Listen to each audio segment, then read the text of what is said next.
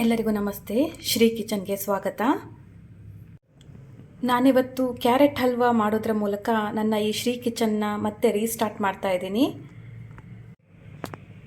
ಕಾರಣಾಂತರಗಳಿಂದ ನಾನು ಈ ಶ್ರೀ ಕಿಚನ್ನ ಕಂಟಿನ್ಯೂ ಮಾಡೋಕ್ಕಾಗಿರಲಿಲ್ಲ. ಇವಾಗ ಮತ್ತೆ ಈ ಕ್ಯಾರೆಟ್ ಹಲ್ವಾ ಸ್ವೀಟ್ ಮಾಡೋದ್ರ ಮೂಲಕ ಶ್ರೀ ಕಿಚನ್ನ ಸ್ಟಾರ್ಟ್ ಮಾಡಿದ್ದೀನಿ. ಬನ್ನಿ ಕ್ಯಾರೆಟ್ ಹಲ್ವಾನ ಹೇಗೆ ಈಸಿಯಾಗಿ ಮಾಡೋದು ಅಂತ ನೋಡ್ಕೊಂಡು ಬರೋಣ. ನಾನಿಲ್ಲಿ 3 ಕಪ್ ಆಗೋಷ್ಟು ಕ್ಯಾರೆಟ್ನ ಸಣ್ಣದಾಗಿ ತುರಿದುಕೊಂಡಿದ್ದೀನಿ. ಅದೇ ರೀತಿ 2 ಟೇಬಲ್ ಸ್ಪೂನಷ್ಟು ತುಪ್ಪ ತೊಗೊಂಡಿದ್ದೀನಿ. ಮತ್ತು ಸಕ್ಕರೆನ ಪೌಡರ್ ಮಾಡಿ ಇಟ್ಕೊಂಡಿದ್ದೀನಿ. 1 ಕಪ್ ಆಗೋಷ್ಟು ಸಕ್ಕರೆನ ಪೌಡರ್ ಮಾಡಿ ಇಟ್ಕೊಂಡಿದ್ದೀನಿ. ಮತ್ತು ನಾನು ಬರೀ ಬಾದಾಮಿನ ಸಣ್ಣದಾಗಿ ಕಟ್ ಮಾಡಿ ಇಟ್ಕೊಂಡಿದ್ದೀನಿ. ನೀವು ಬೇಕಿದ್ರೆ ಗೋಡಂಬಿ ದ್ರಾಕ್ಷಿನೂ ಹಾಕ್ಕೋಬೋದು. ಅದೇ ರೀತಿ ನಾನಿಲ್ಲಿ 1 ಕಪ್ ಮಿಲ್ಕ್ ತೊಗೊಂಡಿದ್ದೀನಿ, ಹಾಲು ತೊಗೊಂಡಿದ್ದೀನಿ. ಬನ್ನಿ ನೋಡೋಣ ಹೇಗೆ ಮಾಡೋದು ಅಂತ. ಮೊದಲಿಗೆ ನಾನಿಲ್ಲಿ ತುಪ್ಪದಲ್ಲಿ ಬಾದಾಮಿನ ಫ್ರೈ ಮಾಡ್ಕೊಳ್ತಾ ಇದ್ದೀನಿ. ಅದು ಸ್ವಲ್ಪ ಕಲರ್ ಚೇಂಜ್ ಆದಮೇಲೆ ತೆಗಿಬೇಕು. ಅಂದರೆ 2 ಮಿನಿಟ್ಸ್ ಫ್ರೈ ಮಾಡಿಕೊಂಡ್ರೆ ಸಾಕು. ಫ್ರೈ ಆಗಿದೆ. ಇವಾಗ ಸೈಡಲ್ಲಿ ತೆಗೆದಿಟ್ಕೊಳ್ಳೋಣ ಬೌಲಲ್ಲಿ.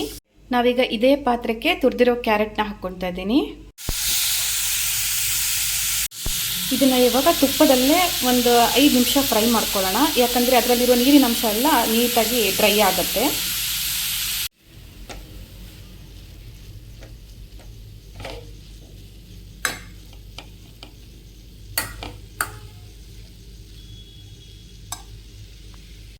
ಐದು ನಿಮಿಷ ಆಗಿದೆ, ನೋಡ್ಬೋದು ನೀವು. ಕಲರ್ ಕೂಡ ಚೇಂಜ್ ಆಗಿದೆ, ಅದೇ ರೀತಿ ಫುಲ್ ಡ್ರೈ ಆಗಿದೆ. ಇದಕ್ಕೆ ನಾವೀಗ ತೆಗೆದಿಟ್ಟಿರೋ 1 ಕಪ್ ಹಾಲನ್ನು ಆ್ಯಡ್ ಮಾಡ್ತಾ ಇದ್ದೀನಿ.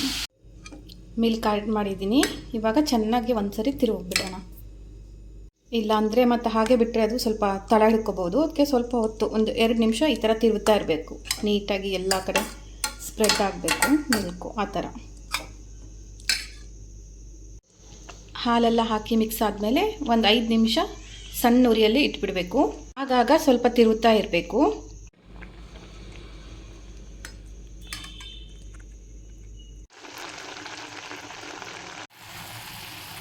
ನೋಡಿ, ಈಗ ಫುಲ್ಲು ಮಿಲ್ಕು ಡ್ರೈ ಆಗಿದೆ.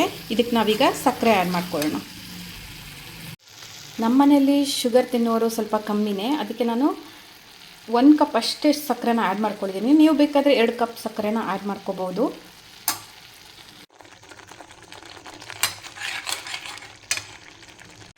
ಸಕ್ಕರೆ ಹಾಕಿದವಾಗ ಅದು ಸ್ವಲ್ಪ ನೀರಿನ ಅಂಶ ಬಿಟ್ಕೊಳ್ಳುತ್ತೆ. ಆವಾಗ ನೀಟಾಗಿ ಹೀಗೆ ತಿರುಗ್ತಾ ಇರಬೇಕು ಒಂದು 2 ನಿಮಿಷ ಆಗೋಷ್ಟು. ನೋಡಿ, ಈಗ ಫುಲ್ ಡ್ರೈ ಆಗಿದೆ. ಇದಕ್ಕೆ ನಾವೀಗ ಫ್ರೈ ಮಾಡಿಟ್ಕೊಂಡಿರೋ ಡ್ರೈ ಫ್ರೂಟ್ಸ್ನ ಆ್ಯಡ್ ಮಾಡೋಣ.